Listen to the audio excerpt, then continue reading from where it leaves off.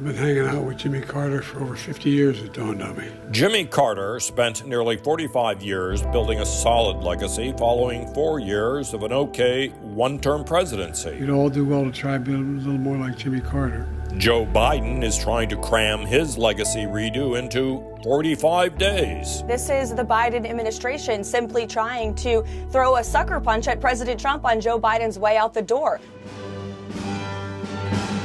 In his final days as president, Mr. Biden has scheduled a ban on most gas-fired heaters. He also waved his hand to ban oil and gas leasing in about 625 million acres of offshore waters surrounding the U.S. Typically, anything done through executive action can be undone through executive action. It'll be done immediately. Is it going to take some time? Absolutely. And we will drill, baby, drill. Against the recommendation of his national security advisors, he shut down Nippon Steel's proposed merger with U.S. Steel to preserve his legacy as the most pro-union president ever. This is not about Japan. It's not. He commuted the sentences of prisoners on federal death row. I have real concerns overall with the death penalty, but I also have concerns with the executive branch overturning cases that have been decided by courts across the country.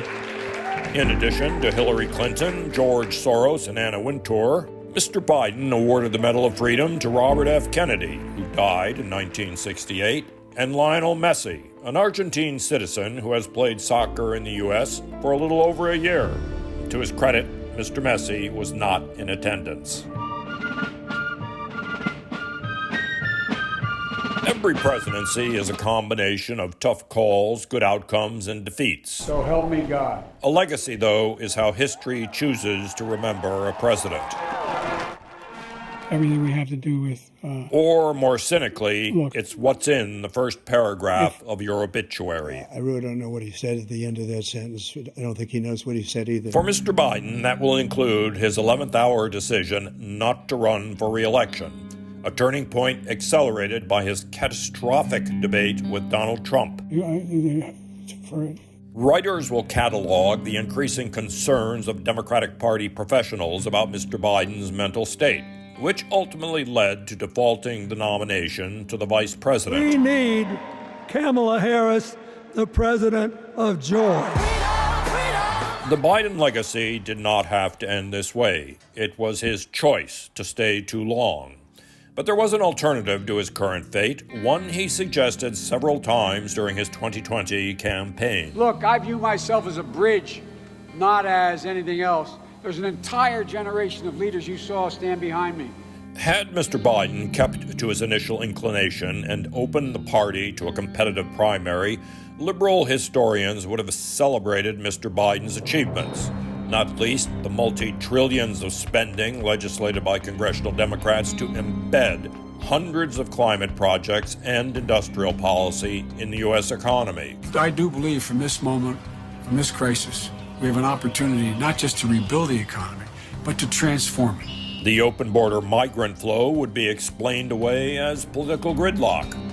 Instead, history will mark him down for choosing to expose his party to a humiliating defeat that put Mr. Trump back in the White House. Is there any possibility that the president would end up pardoning his son? No.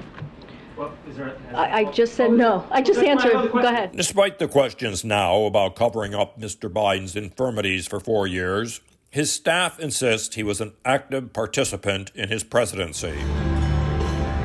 Still, an indelible, defining metaphor from the past year is Mr. Biden being led off stage by Barack Obama at a fundraiser in Los Angeles. In office, Mr. Biden essentially held open the door to the party's left-wing activists. Their new normal for America included the unprecedented initiation of lawfare against former President Trump, which backfired spectacularly. Donald J. Trump of the state of Florida has received 312 votes. Mr. Biden arrived to the Senate in 1973.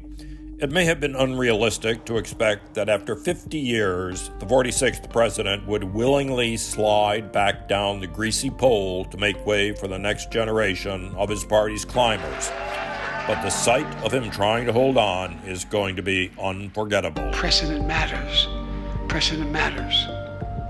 These judges will be independent, they'll be fair, and they'll be impartial. They'll respect the rule of law.